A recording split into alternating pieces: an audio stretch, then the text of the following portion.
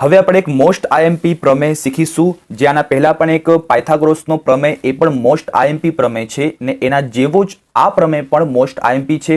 એટલે જો તમે પાયથાગોરસનો પ્રમેય અને આ સમરૂપતાનો પ્રમેય જો તમે પાક્કો યાદ કરી લો અને સમજીને જો તમે આને યાદ કરી લેશો તો તમારા વિભાગ ડી ના અંદર જે પ્રમેય પૂછાશે 4 માર્ક્સનો, તો તમારા 4 માર્ક્સ પાક્કા છે. શરૂ કરીએ આપણે કે સાબિત કરો કે બે સમરૂપ ત્રિકોણોના ક્ષેત્રફળનો ગુણોત્તર તેમની અનુરૂપ બાજુના ગુણોત્તરના વર્ગ બરાબર હોય છે. તો એક તો આ રીતે પૂછાય, જે ગુજરાતીમાં શબ્દોમાં લખેલું હોય, અથવા તો આ રીતે પૂછાશે કે જો ત્રિકોણ એબીસી સમરૂપ ત્રિકોણ પીક્યુઆર હોય તો સાબિત કરો કે એબીસી છેદમાં પીક્યુઆર બરાબર એબી છેદમાં પીક્યુ નો વર્ગ બરાબર બીસી છેદમાં ક્યુઆર નો વર્ગ બરાબર એસી છેદમાં પીઆર નો વર્ગ. તો આ બંનેમાંથી જે પણ પૂછાય એટલે પ્રમેય આ જ લખવાનો, જે હવે આપણે શીખીશું. અહીંયા તમને નામ ચેન્જ થઈ શકે છે, એબીસી છે, પીક્યુઆર છે, કદાચ XYZ આવી જાય અથવા MNO આવી જાય, કોઈ પણ નામ આવી શકે. પરંતુ જો આ રીતે પૂછાય તો આપણે આ પ્રમેય સાબિત કરીશું. તો સૌથી પહેલા આપણે શરૂઆત કેવી રીતે કરીએ, તો અહીંયા આપણે ત્રિકોણોના ક્ષેત્રફળ એટલે આપણે બે ત્રિકોણ સૌથી પહેલા આપણે દોરીશું. ધારો કે હું બે ત્રિકોણ દોરું છું, એક ત્રિકોણ દોરું છું એબીસી અને એક ત્રિકોણ દોરું છું પીક્યુઆર. તો આ રીતે આપણે બે ત્રિકોણ દોર્યા, એબીસી અને પીક્યુઆર. સૌથી પહેલા જ્યારે પણ પ્રમેય લખવાનો હોય ત્યારે પક્ષ અને સાધ્ય લખવું પડે. તો સૌથી પહેલા આપણે પક્ષ લખીશું. પક્ષ એટલે શું કે જે અંદર આપેલું હોય આપણને એને પક્ષ કહેવાય. તો જો આપણે જો ઉપરનું પૂછાય તો સાબિત કરો કે બે સમરૂપ ત્રિકોણ, એનો મતલબ કે આપણને બે સમરૂપ ત્રિકોણ આપેલા છે જે પક્ષમાં લખાય. અથવા જો નીચે વાળું પૂછાય તો ત્યાં ચોખ્ખું લખ્યું જ છે, જો એબીસી ત્રિકોણ એબીસી સમરૂપ ત્રિકોણ પીક્યુઆર. તો જો આ પૂછાય તો ડાયરેક્ટ આપણે કોપી જ કરવાનું છે, અને ઉપરવાળું પૂછાય તો સમરૂપ છે તો આ સમરૂપની નિશાની છે. તો લખીએ પક્ષના અંદર ત્રિકોણ એબીસી સમરૂપ ત્રિકોણ પીક્યુઆર, આપણું પક્ષ થઈ ગયું. સાધ્યમાં શું લખવાનું હોય, તો સાધ્યના અંદર જે શોધવાનું હોય એ લખવાનું સાધ્યમાં.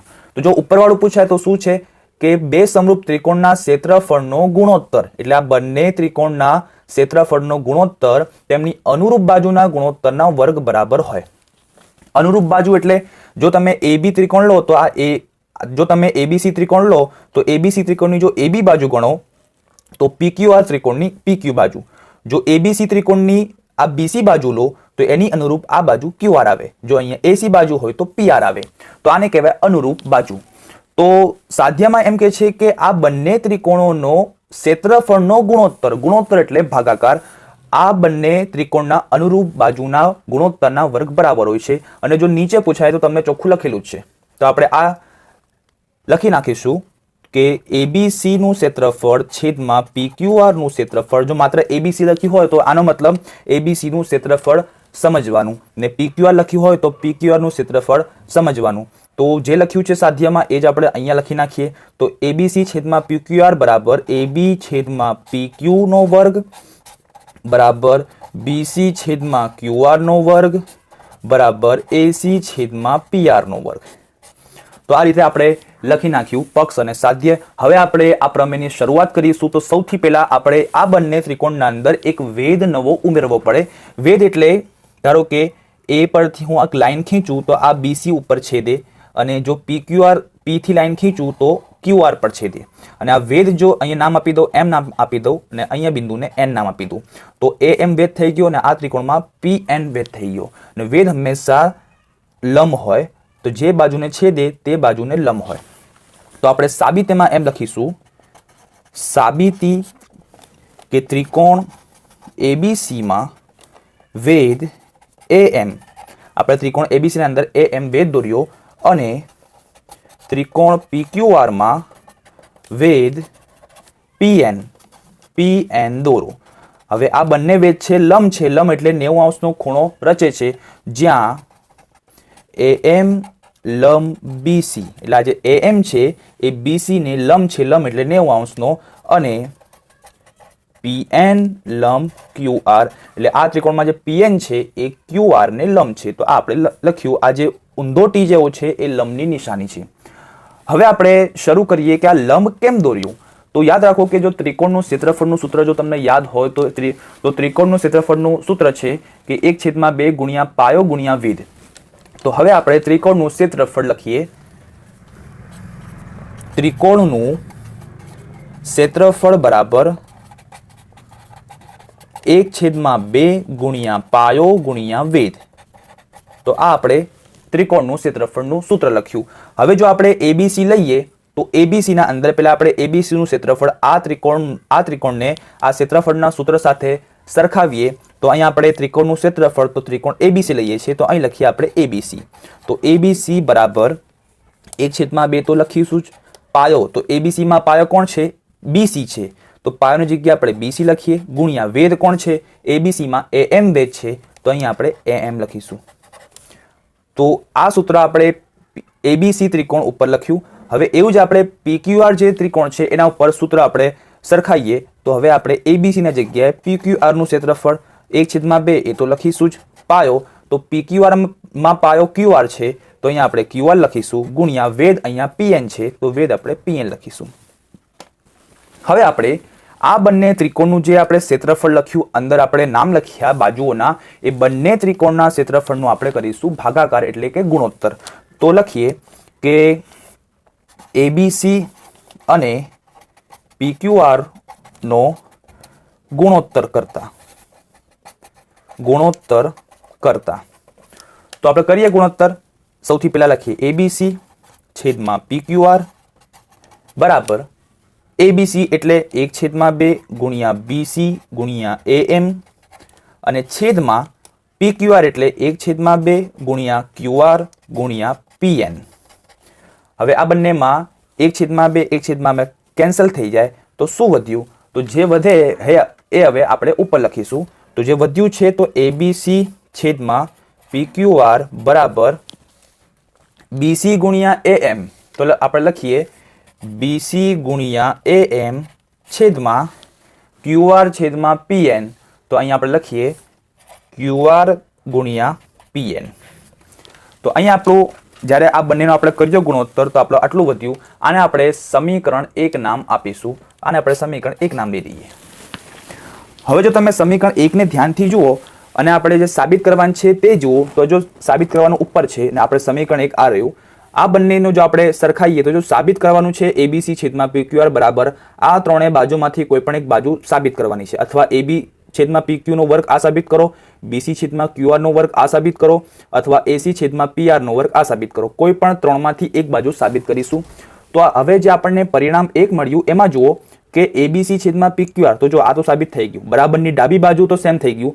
બરાબરની જમણી બાજુ જુઓ આ ત્રણેયમાંથી બીસી આવે છે બીસી છેદમાં ક્યુઆર પરંતુ એએમ અને પીએન પણ આવી ગયું. તો એમ પીએન ની જરૂર નથી, બીસી છેદમાં ક્યુઆર ની જરૂર છે પરંતુ અહીં વર્ગ છે અહીં જ્યારે એક વાર છે.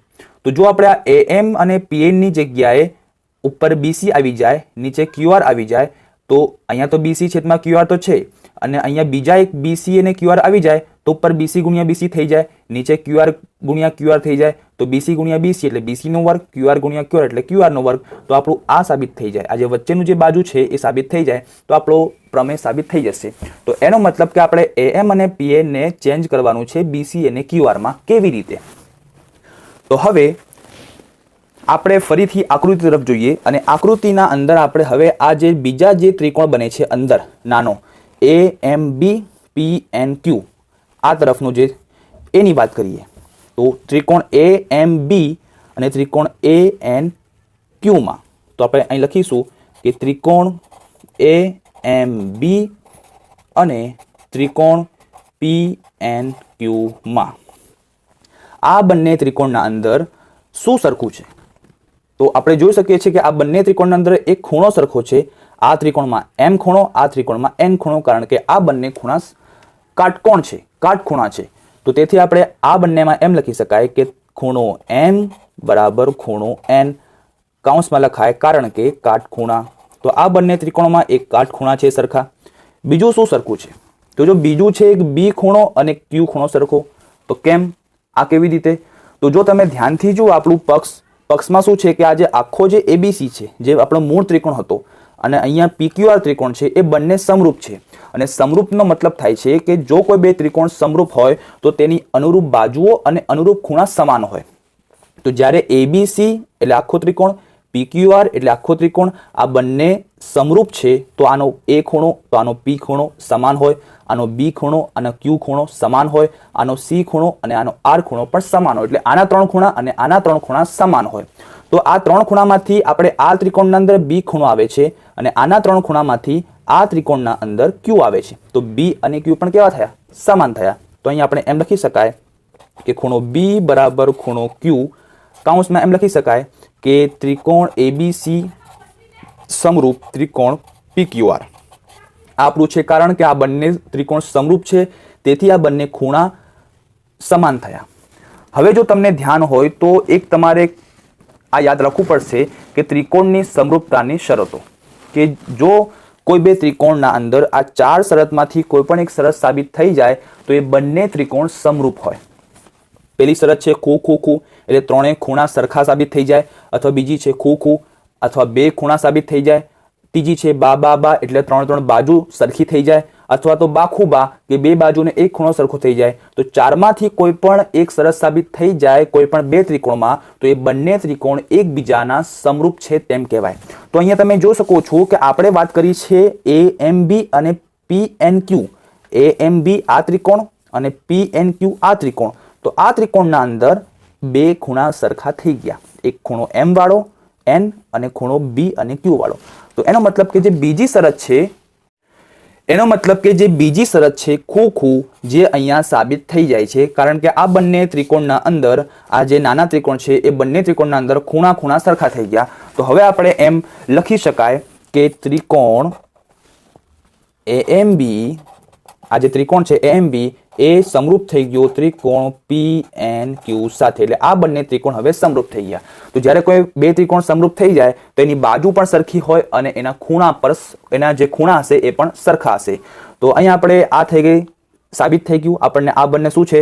સમરૂપ થઈ ગયા. કેમ સમરૂપ થયા? કારણ કે આપણે અહીં લખી શકાય કે ખૂ ખૂ શરત મુજબ.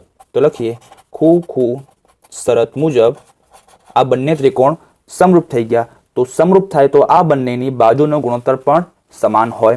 તો હવે આપણે આ જે ત્રિકોણના અંદર AM બાજુ લઈએ તો આ ત્રિકોણના અંદર PN બાજુ આ બંનેના ગુણોત્તર કેવા હોય? સમાન હોય. તો લખીએ આપણે કે AM છેદમાં PN બરાબર, આ ત્રિકોણમાં જો આપણે AB લઈએ તો આ ત્રિકોણમાં આપણે PQ, તો AB છેદમાં PQ.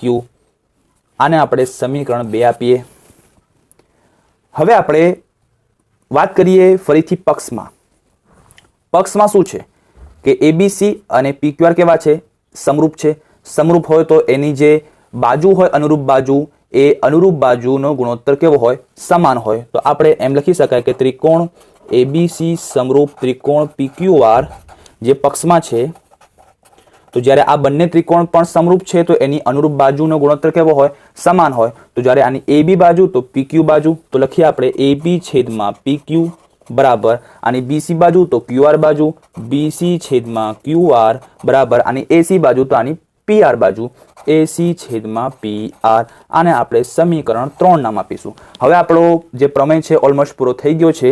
હવે જો તમે ધ્યાનથી સમીકરણ 2 અને 3 જુઓ, બેના અંદર છે AM છેદમાં PN બરાબર AB છેદમાં PQ, અને સમીકરણ 3 જુઓ, AB છેદમાં PQR ના બરાબર આ છે, આના બરાબર આ છે. તો આપણે AM છેદમાં PN બરાબર AB છેદમાં PQ છે, તો AB છેદમાં PQ ની જગ્યાએ હું BC છેદમાં QR લખી શકું? તો લખી શકું, કારણ કે જોયેલો AB છેદમાં PQR બરાબર BC છેદમાં QR થાય છે. આ બંને સરખા છે તો હું AB ની જગ્યાએ આ લખી નાખું છું, કેમ કે જો AB ને આ જગ્યાએ થયું તો આપણે એમ લખીશું કે પરિણામ 2 અને 3 પરથી પહેલા આપણે 2 લખીએ, AM છેદમાં PN બરાબર AB છેદમાં PQ. હવે આપણે AM તો સેમ લખીશું, AM છેદમાં PN. હવે AB છેદમાં PQ ની જગ્યાએ જો AB છેદમાં PQ બરાબર આ છે તો AB છેદમાં PQ બરાબર BC છેદમાં QR લખીશું, તો BC છેદમાં QR. આને આપણે સમીકરણ 4 આપીએ.